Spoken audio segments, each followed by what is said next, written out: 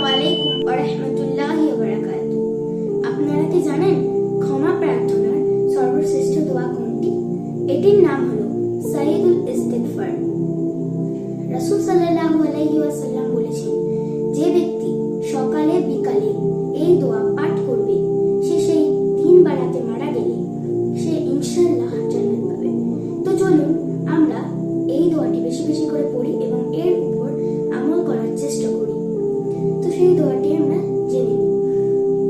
আল্লাহুম্মা আনতা রাব্বি লা ইলাহা ইল্লা আনতা খলাকতানি ওয়া আনা আবদুকা ওয়া আনা ওয়ালা আহদিকা ওয়া আদিকা মাস্তাতাতু আউযু বিকা মিন শাররি মা সানাতু আবু লাকা বিনি'মাতিকা আলাইয়া ওয়া আবু বিজামবি ফাগফিরলি ফাইন্নাহু লা ইয়াগফিরুয যুনুবা ইল্লা আনতা।